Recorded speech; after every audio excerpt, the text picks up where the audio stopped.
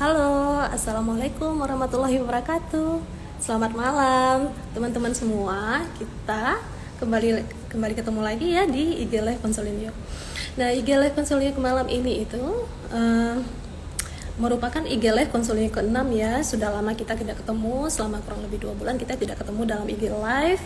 Dan malam ini kita ketemu lagi di IG Live ke-6 Konseling Yuk.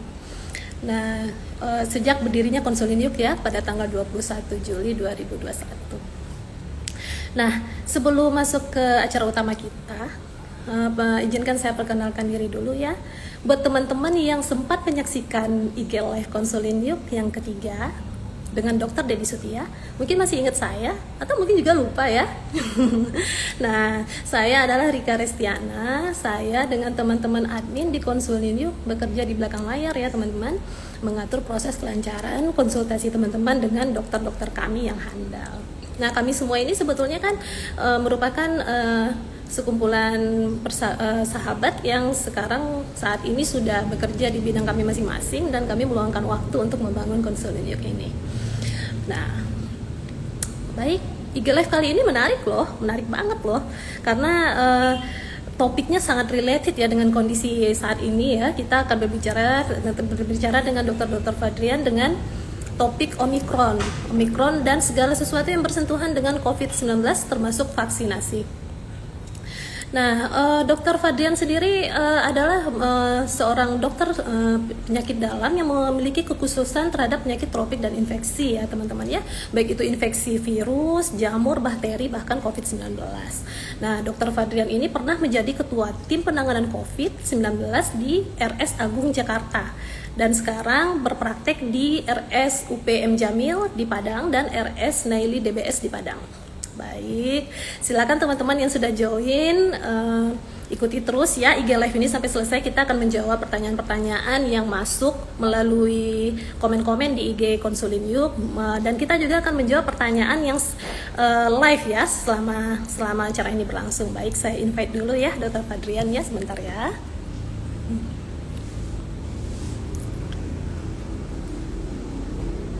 Sebentar, saya invite dulu Dr. Fadrian.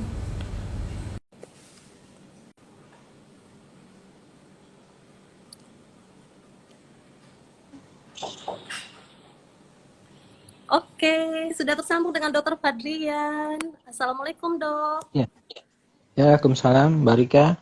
Apa kabar dok? Sehat dok? Alhamdulillah sehat. Mbak Rika sendiri gimana? Di Ternate, COVID-nya gimana sekarang? Oh, kalau di Ternate ini COVID nggak ada pertambahan, alhamdulillah dok, sehat. Saya juga sehat. Lagi pula saya kan selalu bisa berkonsultasi ya dok ya di Konseling Yuk bersama dokter-dokter handal termasuk dokter Fadrian sendiri. Tapi di Ternate ini memang aneh dok, karena memang tidak ada pertambahan kasus. Saya nggak tahu apa tracingnya yang kurang atau bagaimana, tapi memang tidak ada pertambahan kasus di beberapa bulan terakhir gitu.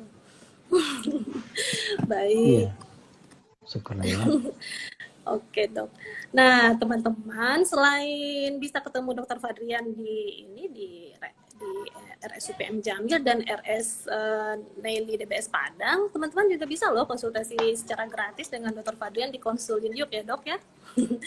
Ya, jadwalnya Dokter Iya, Fadrian iya. itu di Konseling Yuk setiap hari Selasa dan Kamis pukul 20 sampai pukul 21 dan tentu saja gratis. Ya dok. Baik dok. Ya, insyaallah. Ya. Nah, sebelum kita masuk ke topik utama kita, Dok, mungkin Dokter Fadrian bisa overview sedikit bagaimana perkembangan pandemi COVID ini di Indonesia, Dok, termasuk di Sumatera Barat mungkin gitu. Silakan, Dok. Ya, terima kasih. Assalamualaikum warahmatullahi wabarakatuh. Ya, pertama-tama saya ucapkan terima kasih kepada tim Konseling Yuk yang sudah mengajak saya bergabung dalam acara IG Live kita pada malam hari ini. Jadi kalau kita bisa overview sedikit mengenai COVID-19 di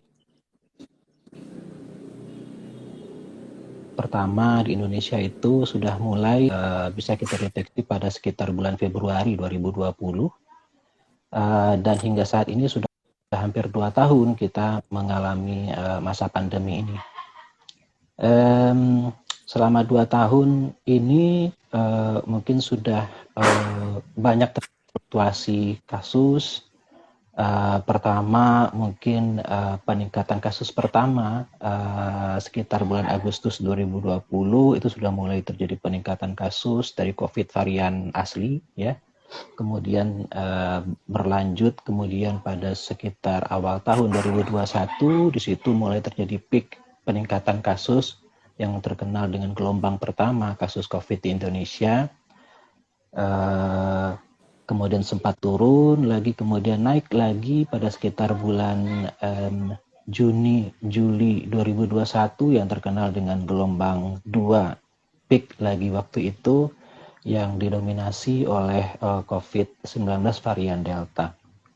Dan kemudian yang pada akhir-akhir ini dunia dihebohkan kembali dengan munculnya suatu varian baru dari COVID-19 ini, yakni varian Omicron, yang pertama kali dijumpai di Afrika Selatan,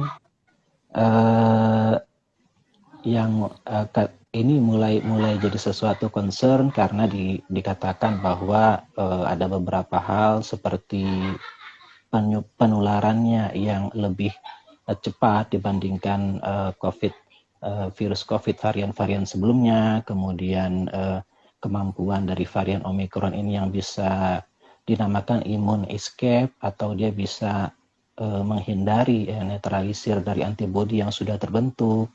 Kemudian bagaimana ada masalah-masalah dalam hal diagnosisnya karena mutasi yang terjadi pada varian ini. Nah, ini yang pada akhir-akhir ini menjadi concern dan juga di Indonesia kita juga sudah dapatkan kasus baru dari COVID-19 akibat varian Omicron ini, dan hingga saat ini sudah ada sekitar 200 hingga 300 kasus.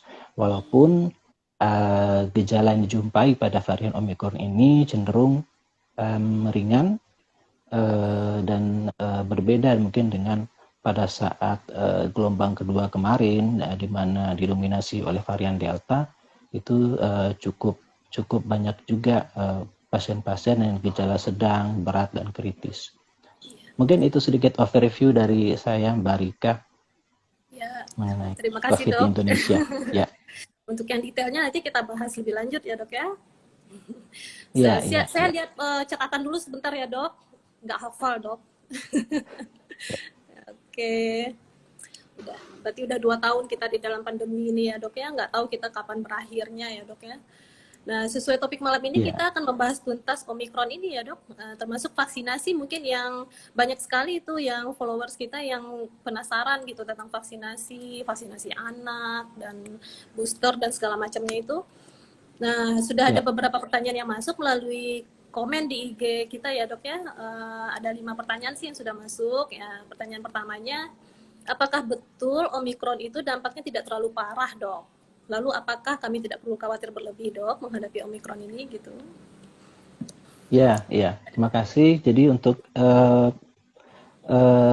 gejala yang ditimbulkan oleh Omicron ini memang kita mesti berkaca dari apa yang sudah dilaporkan sebelumnya ya. Kasus pertama kali itu muncul di Afrika Selatan, dan memang Afrika Selatan lah yang pertama kali mengeluarkan data-data terkait gejala-gejala yang muncul pada penderita COVID akibat Omicron ini.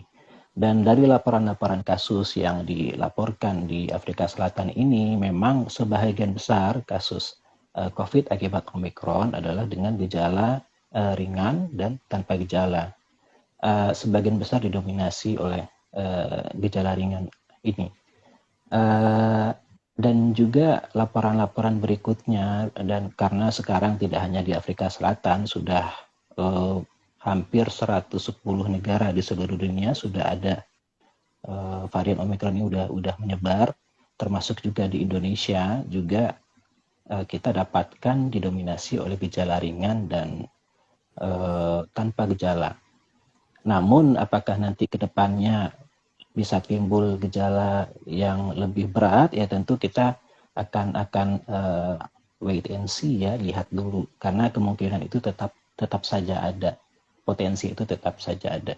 Tapi hingga saat ini yang dilaporkan seperti itu. Itu kira-kira Mbak Rika.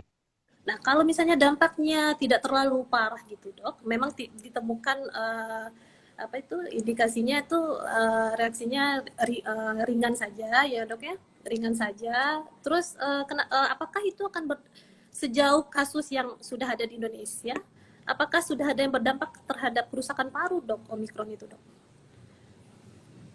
Iya,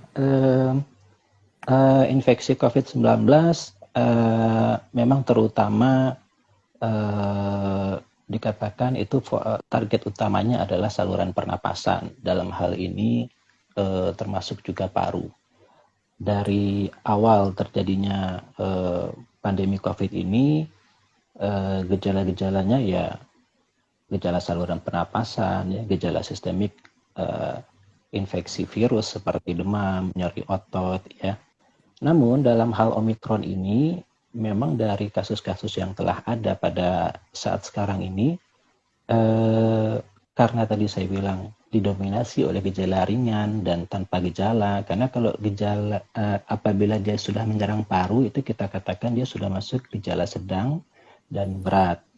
Oh, baik. Nah, jadi atas dasar itu memang laporan-laporannya belum ada yang sampai gejala sedang dan berat, ya, atau mungkin kalaupun ada angkanya masih sangat kecil. Jadi tetap saja bisa menyerang paru karena target organ utama dari COVID ini kan memang saluran pernapasan. Yes.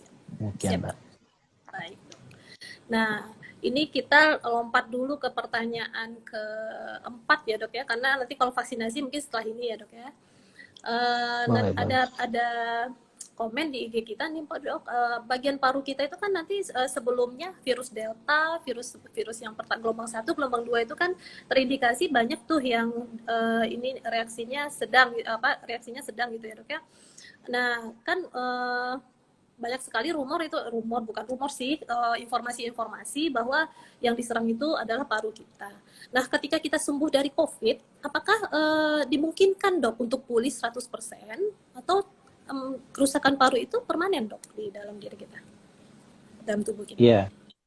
Iya, iya. Nah, jadi ini berarti secara umum ya, COVID secara umum, Iya, COVID. pada penderita COVID yang mungkin sudah terpapar COVID sebelumnya nih, orang-orang yang sudah terpapar COVID sebelumnya, kemudian dia pada waktu terkena COVID mengalami gangguan pada parunya, ya, jadi infeksinya sampai ke parunya atau istilahnya disebut dengan pneumonia.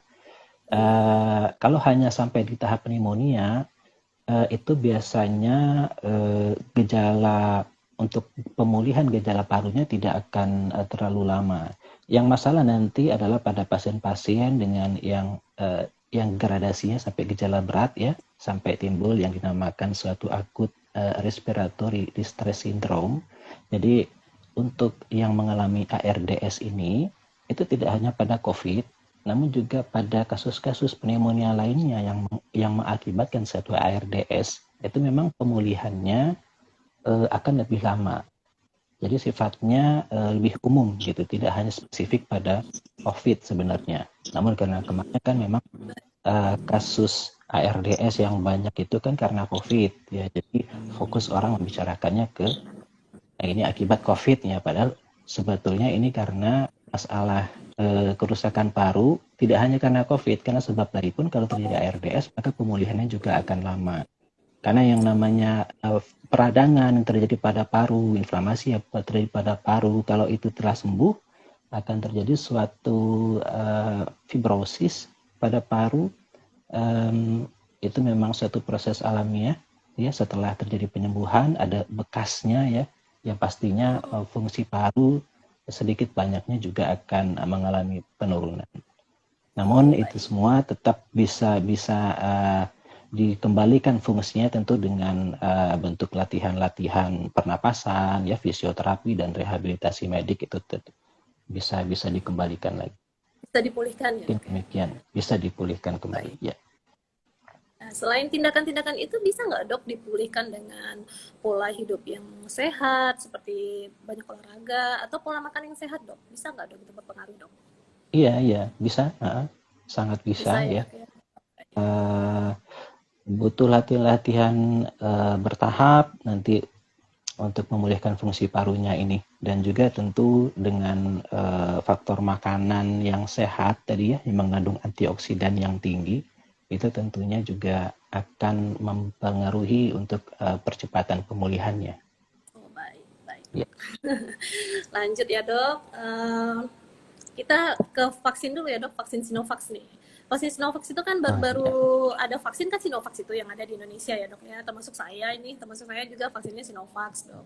Nah, kalau kita baca-baca itu di berbagai media itu vaksin Sinovac itu kan efektivitasnya sekitar 60% ya dok ya. Nah, Ya. yang kami pengen tanyakan itu 60% itu 60% itu berarti 40% kita bisa kena lagi COVID atau dampaknya yang tersisa hanya 40% yang kita tanggung gitu dok. Gimana dok? Ya, ya. Jadi angka 60 atau 65% mungkin ya, itu hasil efikasi dari uji klinis. Jadi ada uji klinis yang dilakukan di Indonesia, ya, di Bandung kalau waktu itu saya tidak salah. Jadi dari uji klinis itu ya, kalau uji klinis itu ada dua kelompok itu biasanya dibandingkan. Yang pertama kelompok orang-orang yang mendapatkan vaksin COVID Sinovac itu, dan kemudian kelompok kontrol atau placebo yang tidak mendapatkan vaksin. Jadi kedua kelompok ini dihomogenkan, jadi bagaimana dia pada saat itu sama-sama menjaga prokesnya, ya, dihomogenkan seperti itu. Kemudian dilihat ya setelah sekian bulan, dilihatlah berapa persen orang-orang pada kelompok ini yang mengalami infeksi, yang mendapatkan infeksi COVID. Jadi ini angkanya dibandingkan antara kelompok yang mendapatkan vaksin dengan kelompok yang tidak mendapatkan vaksin. Kemudian persentase inilah yang nanti keluar angkanya 65%. 60-65% itu. Jadi itu sebetulnya angka dari uji klinis yang mana bisa kita artikan apabila seseorang itu mendapatkan vaksin ya, dibandingkan dengan orang itu tidak mendapatkan vaksin, maka kemungkinan dia untuk mendapatkan infeksi COVID menurun sebanyak 65% ya pada yang mendapatkan vaksin dibandingkan dengan yang tidak mendapatkan vaksin. Lebih Oh, kurang baik, baik. interpretasinya seperti itu. Oh iya. Oh, jadi kebalikannya ya dok ya. Kalau saya kan melihat dari sisi 40%-nya tadi ya. Kalau ini dari sisi 60%-nya Ya, gitu. Baik. ya gitu. Nah, terus vaksin terhadap anak usia 6 sampai 12 tahun di Indonesia kan sudah mulai ini ya dok ya. Apakah sudah ada uji klinisnya dok di Indonesia terhadap anak-anak ini dok? Iya, untuk anak usia 6 sampai 11 tahun itu dari Badan POM sendiri baru meng-approve vaksin Sinovac. Ya, dan penelitian uji klinisnya pun ini tidak dilakukan di Indonesia, tapi baru di Cina. Jadi dari hasil uji klinis di Cina, ini Sinovac untuk anak 6 sampai 11 tahun, itu efikasinya juga cukup baik dan tidak didapatkan efek samping yang berbahaya. Oleh karena atas dasar dari penelitian itulah makanya Badan POM akhirnya approve untuk memberikan vaksinasi COVID Sinovac ini karena memang sudah ada uji klinisnya untuk Di Cina ya. untuk kelompok usia itu. Ya, di Cina, di Indonesia Oh, sendiri belum ada gitu. Jadi sementara untuk vaksin jenis lainnya ya merek lainnya itu memang belum ada penelitiannya sehingga makanya Badan POM belum meng-approve. Jadi baru Sinovac. baik dok. Nah, ngomong-ngomong Ya. vaksin ini dok, mungkin bisa dokter jelaskan dok, apa sih kelemahan dan kelebihan dari masing-masing vaksin ini? Sinovac, Pfizer, Moderna, AstraZeneca, atau apalagi tuh dok? Saya cuma tahu 4 nih, atau yang lainnya gitu dok. Baik dok. Ya, kalau di Indonesia itu ada Sinovac, ya, ada Moderna, Pfizer, AstraZeneca, kemudian Sinopharm itu juga ada. Jadi ada lima jenis vaksin. Secara garis besar itu platformnya yang berbeda ya. Platform vaksin itu seperti kita ambil contoh Sinovac dan Sinopharm itu platformnya sama-sama virus yang diinaktifkan ya, virus Iya. yang diinaktifkan. Sementara Moderna, Pfizer itu platformnya adalah mRNA, jadi bagian protein dari virus COVID yang dimasukkan ke vaksinnya itu. Satu lagi yang AstraZeneca itu memang agak berbeda, karena kalau yang di AstraZeneca itu bahagian protein dari virus COVID ini ditempelkan pada suatu virus, yakni adenovirus, sebagai vektor. Ya, jadi ada vektor ya, viral vektor untuk membawa protein dari COVID-nya. Jadi itu 3 platform vaksin yang digunakan di Indonesia. Untuk kelemahan dan kelebihan ya, mungkin bukan kelemahan, jadi masing-masing punya karakteristik yang berbeda-beda. Nanti kalau kita katakan kelemahan dan kelebihan tentu efeknya nanti bisa bisa berbeda interpretasi. Jadi Iya. karakteristik berbeda-beda. Kalau yang vaksin yang virus yang diinaktifkan ini tentunya kalau secara teori dia akan lebih bisa memicu antibodi terhadap semua jenis semua badan protein yang ada pada virus tersebut, karena virusnya secara utuh dimasukkan, virus COVID-nya secara utuh dimasukkan ke sebagai vaksin tersebut. Jadi harapannya nanti antibodi yang dipicu yang timbul dari host yang disuntikkan itu bisa lebih lengkap gitu. Walaupun dari penelitian-penelitian sebelumnya dikatakan bahwa sebetulnya mRNA ya, platform mRNA itu memiliki imunogenitas yang lebih tinggi dibandingkan dengan si virus yang diinaktifkan tadi. Jadi untuk memicu terbentuknya antibodi itu dikatakan lebih tinggi yang mRNA. Tapi untuk bagaimana dia menimbulkan antibodi untuk seluruh komponen-komponen virus itu vaksin virus yang diinaktivasi tadi dikatakan lebih bagus. Makanya ada hipotesis yang beredar pada saat ini, untuk karena sekarang kan sudah banyak varian-varian yang muncul. Jadi ada hipotesis mengatakan dengan yang platform yang virus yang diinaktifkan ini kemungkinan sih akan lebih bisa menetralkan virus COVID walaupun sudah bermutasi-mutasi gitu, dibandingkan dengan platform yang mRNA yang sifatnya lebih spesifik, karena yang diambil adalah protein dari virus COVID awal ya, bukan virus COVID yang sudah bermutasi gitu. Baik. Berarti kalau Mungkin Sinovac itu berarti lebih baik ya dok ya, dalam tanda kutip gitu ya, maksudnya lebih bisa mengatasi berbagai macam varian virus gitu ya. Sinovac itu kan virus yang dimatikan kan dok ya. Iya. Tapi itu baru sebatas hipotesis karena kan kita masih melihat bagaimana itu kan efikasi itu pada satu uji klinis. Kalau ada lagi itu sebetulnya beda efektivitas dan efikasi pada tahap penelitian uji klinis. Efektivitasnya yang mesti kita buktikan nanti di lapangan. Jadi efektivitas setelah diberikan vaksin kepada seluruh populasi gitu. Iya dok. Baik dok, sementara kita lihat dulu followers kita ya dok, ada yang bertanya atau enggak gitu ya. Tadi ada yang menyapa dokter sih, assalamualaikum dok katanya gitu di komen. Iya. Baik, kita bacakan pertanyaan dari komen yang ada di IG Live ini ya dok ya. Dari Ibu Afifi. Ibu Afifi ini tim konsultasi juga ya dok. Sebenarnya kalau IG Live ini penanggung jawabnya Ibu Afifi dok. Ibu Afifi penanggung jawabnya IG Live ini gitu. Cuma Ibu Afifi lagi sibuk luar biasa nih sekarang ini, jadi belum bisa aktif gitu. Nah mau tanya dok, bagaimana prokesnya untuk varian baru ini prokes? Kan katanya penyebarannya 5 kali lebih cepat dari Delta.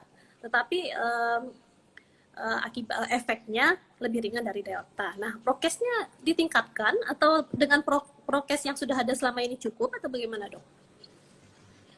Iya. Jadi pertanyaannya cukup baik ya. Jadi gini, jadi memang pernyataan menyatakan bahwa penularan pada Omikron ini jauh lebih cepat dibandingkan Delta. itu sebetulnya kan didasarkan dari data awal di Afrika Selatan yang mana didapatkan peningkatan kasus yang sangat cepat hanya dalam waktu 1-2 minggu saja.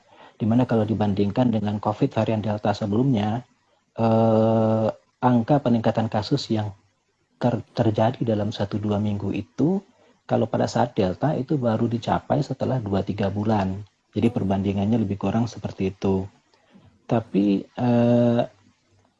kenapa ini bisa terjadi? Sebetulnya hubungannya bukan dengan cara penularannya. Cara penularannya sama, cara penularannya sama dengan COVID varian sebelumnya, droplet ataupun aerosol, airborne ya. COVID varian sebelumnya kan seperti itu. Omicron pun seperti itu. Namun kenapa bisa lebih cepat? Karena tadi mutasinya. Mutasi dari varian Omicron yang terjadi itu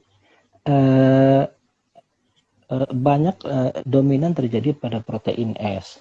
Jadi virus COVID itu ada, kalau kita coba urai satu persatu, virus COVID itu ada beberapa bagian. Yang pertama bagian inti, nukleokapsid, kemudian ada kapsulnya, ya, protein envelope-nya, kapsulnya, kemudian ada protein spike, ya, tonjolan di envelope-nya, dan protein S inilah yang paling dominan peranannya, baik itu pertama dalam hal dia berikatan dengan reseptor pada host, pada manusia. Jadi protein S ini yang menempel pada reseptor S2, jadi namakan reseptor itu S2 ya, ACE2. Jadi kalau si virus ini tidak menempel pada reseptor, maka inisiasi proses infeksi itu tidak akan terjadi. Nah, pada Omicron ini mutasinya paling banyak jadi pada protein S. Sehingga dikatakan dengan adanya mutasi ini, kemampuan ikatan, ya, afinitas binding kalau istilah kedokterannya, jadi kemampuan sensitivitas reseptor S2 ini untuk mengikat protein S ini untuk bagaimana selanjutnya dia terjadi proses infeksi itu menjadi semakin kuat. Nah, jadi dasarnya sih seperti itu, karena mutasi pada protein S-nya itu. Jadi bukan ukurannya lebih kecil sehingga harus pakai masker N95 kemana-mana gitu ya. Jadi prokesnya akan berbeda gitu ya. Jadi bukan hubungannya dengan transmisinya, tapi dengan bagaimana dia menginisiasi proses infeksi, karena ikatan dengan reseptornya tadi akan lebih kuat. Nah, jadi prokesnya tetap sama. Prokesnya tetap sama dengan prokes sebelumnya. Ya, pakai masker, ya masker kain 3 lapis pun cukup. Yang penting tidak bagaimana kita bisa menghindari keramaian, ya, yang 5M itu ya, menghindari keramaian, cuci tangan, ya, mengurangi mobilisasi, tetap seperti itu prokesnya. Oke, baik. Kita lihat lagi followers kita ya, Dok. Ada lagi pertanyaan, Dok, dari Ibu Dharma Ospita ini.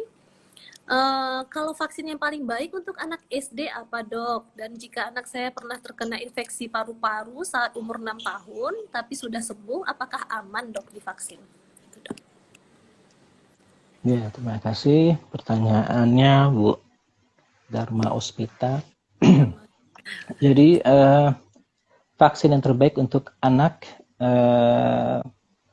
kita tidak bisa katakan yang terbaik ya, karena dasar Badan POM untuk meng-approve suatu platform vaksin untuk bisa digunakan pada kelompok-kelompok tertentu itu kan dasarnya uji klinis.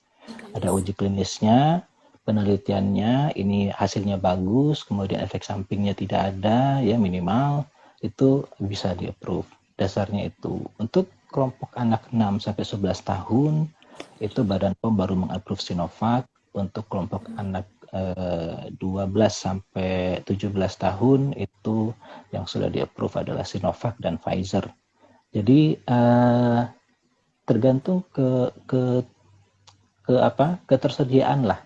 Kalau untuk 12 dan 17 kan tadi bisa Sinovac, bisa Pfizer. Yang penting pada saat ini kita tidak perlu memilih-milih jenis vaksin, karena ketersediaan vaksin ini kan cukup terbatas. Jadi ada vaksin ya vaksin. Dan tadi kalau ditanyakan kaitannya dengan riwayat ada infeksi paru sebelumnya, kalau pada saat ini tidak ada kondisi akut lagi pada parunya, ya kondisi akut paru ini seperti tidak ada lagi sesak nafas, tidak ada lagi keluhan-keluhan demam, batuk pada saat akan divaksinasi, tidak ada masalah. Tidak ada Jadi masalah ya dok ya. silakan divaksinasi. Ya. Iya dok. Nah, saya sendiri punya 2 anak dok yang katanya di sekolahnya mau ada vaksin, tapi saya masih ragu-ragu ini dok, menyetujui apa enggak gitu kan. Nah, tapi aman ya dok ya, insya Allah ya dok ya, Sinovac untuk anak-anak ya dok ya. Nah, kita kan Aman. ada berita juga ya dok ya, anak-anak di Jawa Timur, kalau nggak salah saya Pak ya dok ya, di Jawa Timur, anak umur 12 tahun di vaksin Pfizer tuh meninggal. Nah, itu kira-kira kenapa itu dok? Apakah memang Pfizer itu tidak mampu tuh ditanggung anak-anak gitu dok? Ya, kalau saya tidak salah itu karena reaksi alergi ya, karena reaksi Oh, reaksi. alergi. Reaksi alergi memang suatu reaksi yang sama sekali tidak bisa kita prediksi, susah untuk diprediksi. Jadi ini makanya pada sentra-sentra vaksinasi itu selalu kalau kita divaksin itu akan dipantau dulu 30 menit sampai 1 jam, yaitu untuk melihat reaksi alergi yang mungkin saja bisa timbul. Jadi ini memang sulit untuk diprediksi. Namun bagaimanapun juga ini kasusnya walaupun ya kita cukup ini juga ya cukup empati juga, tapi secara global itu angka kejadian reaksi alergi seperti itu cukup rendah. Rendah ya dok. Kalau cepat ditangani dan saya tidak tahu juga bagaimana yang kasus di situ. Tapi kalau untuk reaksi alergi ini memang prinsipnya dia susah untuk diprediksi, di screening, dan jika ditangani dengan segera, dengan cepat, tepat itu bisa tetap bisa distabilkan kembali biasanya begitu. Nah, alergi di sini tuh segala macam alergi ya dok ya? Bukan Segala. alergi terhadap vaksinnya. Oh, alergi terhadap vaksinnya. Oh, Ya, baik. Berarti alergi memang nggak terhadap bisa vaksinnya. diprediksi Ya, ya dok ya. Ya. ya, Saya pikir karena kan tadi itu memang ini alergi terhadap pemberian pertama alergi-alergi kali. yang sudah ada. Jadi kalau ada alergi yang sudah ada kan kita bisa komunikasikan dengan petugas vaksin gitu ya dok ya. Oh, berarti itu alergi terhadap vaksinnya. Oh, baik. Ya, dan perlu diperhatikan juga untuk orang-orang yang memiliki banyak alergi ya.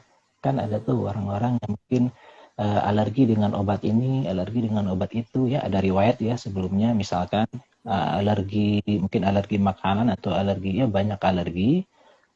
Untuk yang punya hal seperti ini itu memang mesti ini kita sarankan untuk vaksinasi pada sentra-sentra kesehatan yang jadi jangan pada tempat-tempat umum, kan sekarang juga banyak tempat-tempat umum yang Iya, melakukan iya dok. vaksinasi.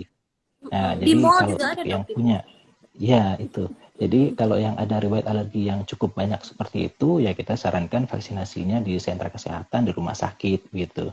Atau Oh, mungkin sebelum melakukan vaksinasi bisa dikonsultasikan dulu ya alerginya ini dengan rencana vaksinnya ke dokter spesialis penyakit dalam yang konsultan alerginya, ya itu juga bisa dites dulu gitu. oh baik dok, baik dok. Kalau vaksin di sekolah itu berarti masih di tempat umum itu statusnya ya dok ya? Iya, iya, vaksin di sekolah. Makanya tadi kalau misalkan memang ada riwayat alergi ya banyak gitu ya, alergi obat ini, obat yang lain lagi, alergi makanan atau alergi, mungkin sebaiknya tidak dilakukan di tempat umum ya, sebaiknya di rumah sakit atau di puskesmas gitu. Baik dok. Nah, ada juga nih yang nanya dok di komen IG kita, bagaimana perkembangan Omikron ini di Sumatera Barat dok? Pastinya tuh orang Sumatera Barat yang nanya itu dok. Iya, sejauh yang saya tahu angka COVID di Sumatera Barat untuk angka kasus baru saya pikir masih nol ya, karena saya Oh, masih juga nol ya? ya di bulan Januari ini kalau saya tidak salah masih belum ada kasus baru. Walaupun saya di Padang juga kan baru beberapa minggu ini karena masih peralihan itu ya dari Jakarta ke Padang. Iya dok. Ya, tapi kalau kasus baru masih belum ada, apalagi Omikron. Saya pikir masih belum ada kalau di Padang. Ya, Baik dok, alhamdulillah ya dok ya. Karena di Padang saya sendiri waktu pulang ke Padang saya lihat di Padang tuh masyarakatnya kurang kurang tertib lah dok. Maksudnya masih iya, banyak tuh yang nongkrong-nongkrong nggak pakai masker gitu, banyak tuh iya, yang saya lihat protes tuh. ya. Iya, tapi ya alhamdulillah ya dok ya tidak ada pertambahan kasus di Sumbar ya dok ya. Ya, ya masih Baik, belum. kita lihat dulu followers kita yang nanya lagi dok. Nah, ini pertanyaannya mirip-mirip sih dok. Dari Ibu Raska ini, Raska Cool. Anak umur 6 tahun sudah divaksin yang pertama dan aman. Apa ada vaksin kedua ada kemungkinan apakah pada vaksin kedua ada kemungkinan terjadinya reaksi alergi dok? Kalau vaksin pertamanya aman, apakah di vaksin kedua ada kemungkinan terjadinya reaksi alergi dok? Ya, kalau di vaksin pertama aman, kemungkinan untuk vaksin kedua terjadinya alergi akan lebih kecil lagi. Lebih kecil Ya, lagi ya dok. lebih Baik, kecil ya. Misalkan memang baik. alergi, ya, kecuali dia langsung ada alergi di vaksin pertama, maka vaksin kedua kita tidak bisa berikan vaksin dengan Oh, platform yang sama. Tapi mungkin bisa kita berikan, misalkan di Sinovac di awal, kita bisa berikan lagi vaksin ya Moderna atau Pfizer yang kedua gitu. oh, baik.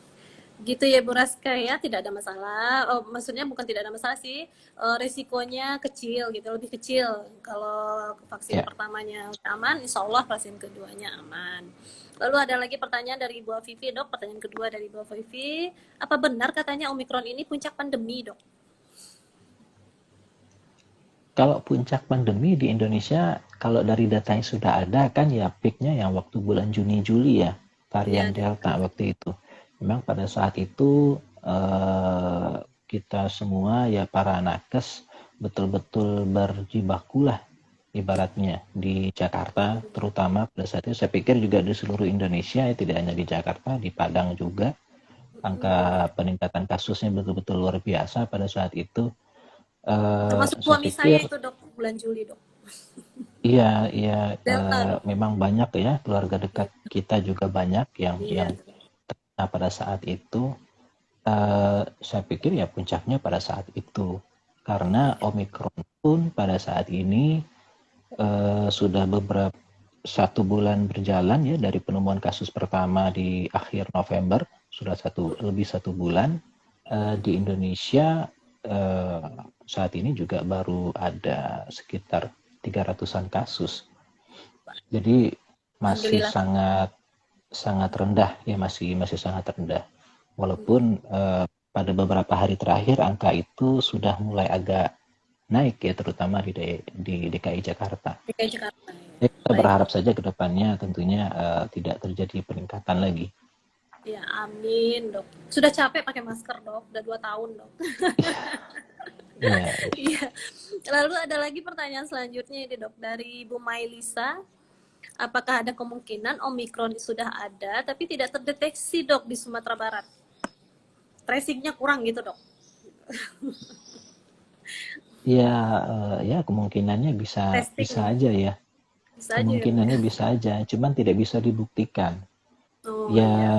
untuk membuktikan tentu kita dasar memeriksa seseorang, ya melakukan PCR pada seseorang tentu awalnya dengan orang yang ada gejala dulu. Orang Oh, yang iya. ada gejala, memenuhi gejalanya, kita curiga, baru kita lakukan pemeriksaan PCR. Kalau tidak ada gejala, apalagi tadi adanya data-data bahwa Omikron sebagian besar memang tanpa gejala dan dengan gejala ringan, ya mungkin ya hal-hal ini yang juga mengakibatkan screening awalnya juga agak sulit, Sulit ya, ya. dok, ya? Kecuali mungkin pada orang-orang yang jelas-jelas pelaku perjalanan dari luar negeri, kan mesti Oh, dikarantina iya. dulu. Sudah Baik. masuk ke Indonesia karantina, ada itu di PCR. Nah, mungkin screening yang lebih apa ya kebanyakan dari pelaku perjalanan luar negeri ini ya dibandingkan dengan yang lokal kita di tempat masing-masing begitu. Baik, dok. Sepertinya sampai saat oh ada lagi nih pertanyaan, dok. Oh, bertubi-tubi nih pertanyaannya, dok ya. Ini dari Baru dokter baru Dedi mulai Setia, panas dok. mungkin. Iya. Oh Ini ya, dari dokter Deddy Setia nih pertanyaannya. Apakah pengobatan Omikron sama dengan COVID lainnya, dok? ya, ya, Dokter Lady ya. Ini pendiri konsulin kita ya.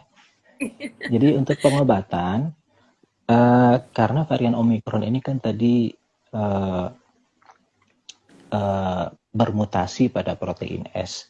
Protein S ini adalah suatu protein dari virus COVID yang sifatnya sifat imunogenitasnya paling tinggi. Jadi bagian dari virus COVID itu yang paling tinggi ya, dia mengakibatkan memicu terjadinya pembentukan antibodi dari manusia, dari kita, itu adalah protein S-nya ini.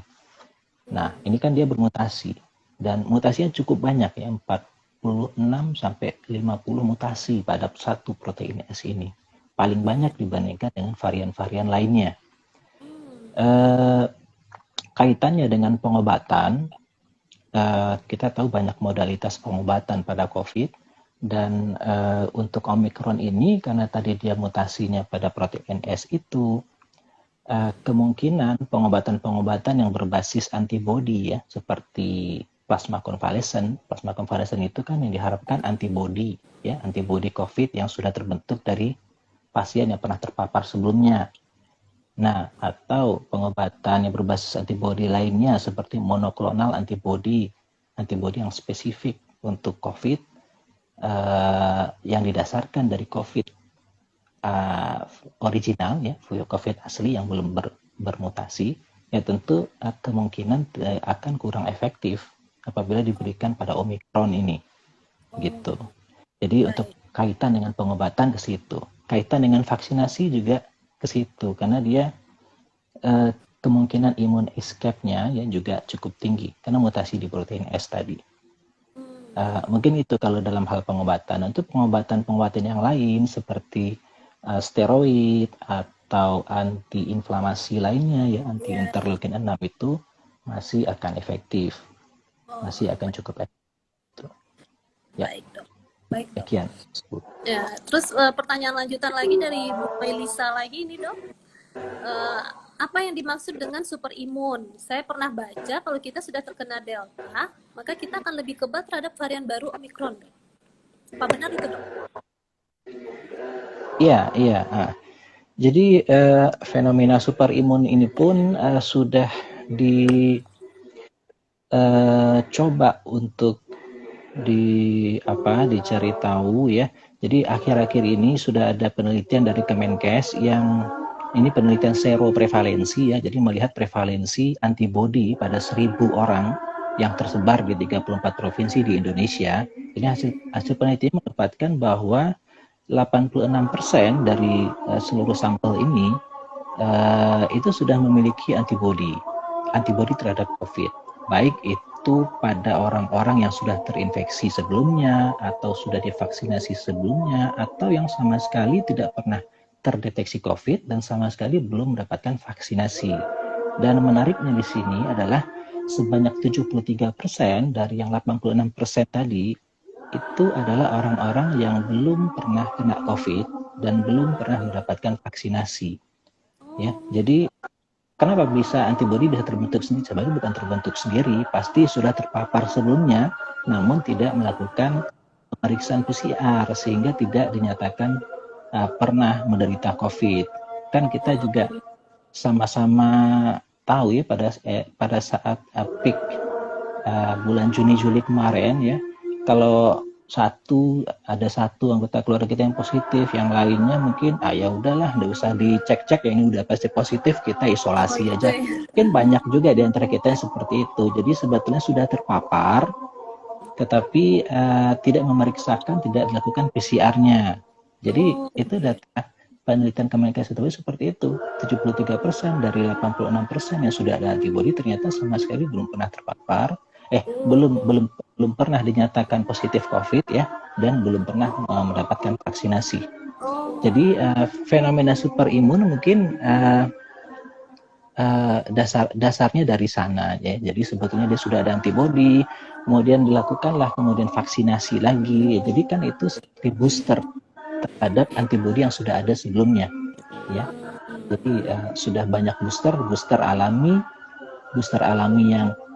yang terdeteksi secara resmi ya, dan booster alami dari antibodi yang didapatkan secara tidak diketahui gitu. Baik dok. Mungkin Nah mengenai Rika. booster nih ada pertanyaan lanjutan lagi nih dok. Sudah selawat tahrim di situ ya dok ya. Ya, Azan. Bagaimana dengan vaksin yang ada sekarang? Ini pertanyaan dari Dokter Rosa dok, istrinya Dokter Dedi. Nah, Ya. apa dianjurkan vaksin booster bagi yang sudah 2 kali vaksin, dan jaraknya berapa lama setelah vaksin kedua untuk boosternya agar mendapatkan perlindungan yang maksimal, dok? Ya, makasih. Jadi kalau untuk vaksin booster, karena kan vaksinasi ini program pemerintah ya, jadi bagaimanapun juga kita mesti ikuti kebijakan-kebijakan, step-stepnya apa yang mesti dilakukan berikutnya. Pada saat ini target vaksinasi pemerintah itu adalah untuk bagaimana target 70% dari seluruh penduduk di Indonesia itu mendapatkan dosis lengkap dulu. Ya, dosis lengkap adalah mendapatkan 2 kali suntikan vaksin. Target 70% yang masih belum tercapai hingga saat ini. Nah, taruhlah nanti sudah tercapai 70%, sudah mendapatkan 2 dosis lengkap, maka untuk step selanjutnya ya nanti memang akan dicanangkan untuk vaksin booster ini. Dan antibodi COVID pada prinsipnya ya banyak laporan-laporan sebelumnya memang akan mengalami penurunan setelah 6 bulan. Itu juga yang menjadi dasar kenapa vaksin booster yang dilakukan pada nakes pada sekitar bulan Agustus 2021 kemarin dilakukan 6 bulan setelah program vaksinasi awal dilakukan. Kita mulai vaksinasi itu pada sekitar bulan Februari 2021 dan kemudian 6 bulan setelah itu sekitar bulan Agustus September itu dilakukan vaksin booster khusus untuk nakes karena memang jumlah vaksin pada saat itu masih terbatas. Jadi kalaupun nanti program vaksin booster ini dilakukan, ya prinsipnya 6 bulan setelah terpapar sebelumnya, baik itu terpapar secara alami atau terpapar dengan vaksinasi, itu antibodi sudah mulai menurun. Dan pada saat itu booster bisa dilakukan. Oh gitu ya dok ya? Berarti saya sudah bisa di booster ini dok ke saya dok. Baik. Oh iya, kenanya dulu kapan mbak? Oh kenanya dulu sebelumnya, November 2020 dok. Oh dan udah divaksin setelah itu ya? Setelah itu udah divaksin Sinovac 2 kali. Di bulan ya, jadi, Maret 2021 saya vaksin dok. Ya 6 bulan setelah itu biasanya antibodi yang terbentuk akan menurun lagi dan perlu untuk di booster lagi. Cuman program booster ini kan masih sekarang kita masih booster yang suntikan ketiga nih, ya masih membicarakan booster yang suntikan ketiga, karena kita tahu influenza saja yang awal pandeminya udah 100 tahun yang lalu ya, mutasi-mutasi kan terus terjadi itu, dan sekarang untuk vaksin influenza itu mesti di booster 1 kali setahun. Kita tidak tahu untuk COVID ini apakah nanti kedepannya juga akan seperti itu. Oh iya, baik dok. Sudah azan di Padang sedikit lagi ya dok. Ini ada pertanyaan lagi dari Rika Elva. Apakah pasien dengan penyakit autoimun seperti SLE lainnya yang sudah terkontrol dengan obat-obatan bisa diberikan vaksin? Sama dengan pasien HIV dok, ada kriteria batas nggak? CD4 berapa kita mulai vaksin? Jadi saya nggak ngerti juga ini dok, SLE sama CD4 itu apa gitu. Iya. Ya, makasih pertanyaannya. Jadi untuk pasien-pasien imunokompromis dan imunodefisiensi, imunokompromis yang ada gangguan sistem imun seperti pasien-pasien dengan penyakit autoimun seperti SLE tadi, atau yang jelas-jelas imunodefisiensi seperti pasien HIV, CD4-nya rendah, itu artinya imunodefisiensi, jadi sistem kekebalan tubuhnya berkurang. Untuk vaksinasi untuk lupus dulu ya satu-satu. Untuk yang lupus itu bisa dilakukan, yang penting pasiennya dalam kondisi stabil, jadi tidak dalam kondisi demam, itu kondisi-kondisi akut ya, kondisi akut seperti demam, infeksi akut, ada demam, batuk atau sedang kondisi tidak sehat, ya mungkin tidak, sebaiknya vaksin ditunda dulu. Namun kalau kondisi pasiennya sehat, terkontrol dengan obat-obatan, ya malah kelompok-kelompok imunokompromis inilah yang menjadi prioritas untuk divaksinasi sebetulnya. Jadi pola pikirnya sebetulnya dibalik. Malah kelompok-kelompok yang dengan imunokompromis, kelompok-kelompok dengan komorbid, ini adalah kelompok prioritas untuk divaksin. Karena apabila mereka terkena COVID, kemungkinan untuk terjadinya COVID dengan gejala berat akan lebih tinggi dibandingkan dengan orang-orang yang bukan imunokompromis dan orang-orang yang tanpa komorbid gitu. Dan kemudian tadi yang untuk HIV memang sebaiknya vaksinnya diberikan pada saat CD4-nya sudah agak naik. Hubungannya bukan dengan efek samping yang akan terjadi, tetapi sebetulnya dengan efek dari si pasien ini untuk menimbulkan antibodi. Jadi dikhawatirkan kalau CD4-nya terlalu rendah, antibodi yang muncul juga tidak seberapa. Jadi efektivitas vaksin juga menurun jadinya kalau CD4-nya terlalu rendah. Jadi kaitannya bukan CD4-nya rendah terus divaksin, terus ini kemungkinan dia jadi dapat efek samping jadi makin tinggi, ya bukan seperti itu. Jadi hubungannya dengan itu tadi, antibodi yang terbentuk kemungkinan kalau CD4-nya terlalu rendah, antibodi yang terbentuk juga akan rendah gitu. Vaksinnya kurang efektif. Baik, dokter dapat gombalan ini dari Dokter Dedi Sutia nih dok. Dokter Fahri Ganteng, kata Dokter Dedi Sutia, apakah upaya pencegahan khusus untuk varian Omikron ini, upaya pencegahan khusus untuk varian Omikron ini apa gitu? Upaya pencegahan khusus untuk varian Omikron, ya khusus varian Omikron ya tidak ada yang khusus untuk varian Omikron. Tapi pada prinsipnya, ini kan Omikron ini timbul karena mutasi-mutasi. Jadi bagaimana kita bisa menghambat virus itu untuk bermutasi. Jadi virus itu bermutasi kalau dia bereplikasi. Bereplikasi, virus hanya bisa bereplikasi pada host, ya. Pada host ya, dalam hal ini manusia. Kalau virusnya tidak ada host, maka dia tidak akan bisa bereplikasi. Semakin tinggi kemungkinan virus itu melakukan replikasi, berkembang biak, ya, kemungkinan cacat replikasi itu kan semakin tinggi, dan itu yang dinamakan mutasi. Jadi ya pencegahannya ya prokes, tetap ujung-ujungnya ke prokes. Iya, prokes ya kita sudah sama-sama tahu ya, sama-sama tahu, cuman sama-sama agak susah ya, mudah mengucapkan, susah melaksanakannya, prokes seperti itu. Betul dok. Nah, ini pertanyaan terakhir yang akan kita bacakan ya dok. Ini sebenarnya pertanyaan banyak banget dok. Ini dari Dokter Roza lagi. Gejala Omikron ini seringkali disebutkan menyerupai flu saja, lebih ringan dari varian yang lainnya. Lalu pada kondisi apa sebaiknya pemeriksaan PCR dianjurkan? Bagaimana posisi RDT antigen dalam hal ini? Itu dok. Ya, untuk diagnostik ya, lebih untuk mendiagnosis bagaimana apakah berbeda dengan COVID varian lainnya. Memang tadi kita sudah bahas bahwa sebagian besar mutasi pada varian Omikron ini terjadi pada protein S-nya. Dan pada pemeriksaan PCR itu kan memang yang dideteksi adalah protein-protein virus. Umumnya mesin PCR itu mendeteksi minimal 2 protein virus, ada yang 3 juga, ada yang 2, ada yang 3. Dan untungnya mesin-mesin PCR yang beredar di Indonesia itu sebagian besar mendeteksi protein-protein pada bagian nukleokapsid dan envelope ya. Jadi agak jarang ada juga yang mendeteksi protein S ya. Gen-gen yang dideteksi pada PCR ini kebanyakan yang ada di kita itu mendeteksi gen-gen yang pada nukleokapsid, sehingga pemeriksaan PCR pada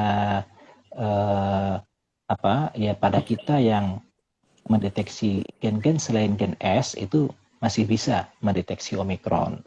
Namun mungkin ada positif negatifnya juga misalkan pada pemeriksaan pada mesin PCR yang bisa mendeteksi protein S, gen S, ini kan sebetulnya bisa dijadikan sebagai titik awal kita mencurigai ini kemungkinan Omikron. Kalau seandainya protein yang lainnya positif, gitu, misalkan dia protein N-nya positif, protein S-nya ternyata negatif, ini kita bisa curiga, ya, titik curiga awal ini suatu varian Omikron. Karena untuk mendeteksi pasti varian Omikron adalah dengan pemeriksaan whole genome sequencing namanya. Jadi pemeriksaan khusus, tidak bisa dengan mesin PCR biasa, dan itu biayanya juga tidak murah ya, sebagai perbandingan kalau PCR mungkin bisa 300-400 ribu, kalau whole genome sequencing itu kita pemeriksaannya lebih kurang 7 juta untuk satu kali pemeriksaan. Iya, Tentu ya dok. untuk kasus-kasus khusus saja ya, yang bisa dilakukan pemeriksaan ini gitu. Baik dok, luar biasa dok malam ini dok. Tidak terasa sudah 55 menit kita mengudara ini dok. Waktunya Iya, tuh mau masih sampai 1 berapa jam ya menit dok. ini? Oh iya, boleh. Iya, kita kita cukupkan dulu pertanyaan-pertanyaan ya dok ya, untuk followers kita yang pertanyaannya belum dijawab, tapi rasanya sih sudah terjawab semua ya dok ya, pertanyaan-pertanyaan dari followers kita, followers IG live kita ini dok. Baik dok. Nah, saya terima kasih banyak buat Dokter Fadrian dok, karena saya sendiri dan followers kita banyak sekali mendapatkan ilmu-ilmu baru terkait COVID dari ahlinya ya dok ya. Sebelumnya kan kita tuh baca-baca aja di berita-berita, nggak tahu benar apa enggak gitu ya dok ya. Nah terus oke dok, kita akhiri. Buat teman-teman followers Konseling Yuk, bantu sebarkan Konseling Yuk ya teman-teman ya, karena dengan membantu sebarkan Konseling Yuk, teman-teman sudah membantu misi kemanusiaan kami untuk memberikan pelayanan kesehatan gratis untuk Indonesia yang lebih sehat. Oke, terima kasih banyak Dokter Fadrian atas waktunya. Ya, sama-sama Mbak Luar Rika, biasa sekali sama-sama malam ini itu. dok. Waktu tidak terasa dengan ilmu-ilmu baru dari dokter ini. Nah, salam untuk keluarga Ya, dokter. Semoga dokter sehat selalu.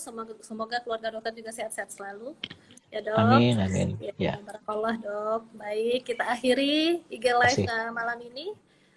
Assalamualaikum warahmatullahi wabarakatuh. Selamat malam. Waalaikumsalam warahmatullahi wabarakatuh. Terima kasih Mbak Rika dan tim Sama-sama Konseling ya. dokter. Terima kasih. Ya dok. Ya, Saya tutup ya dok. ya. Terima kasih ya.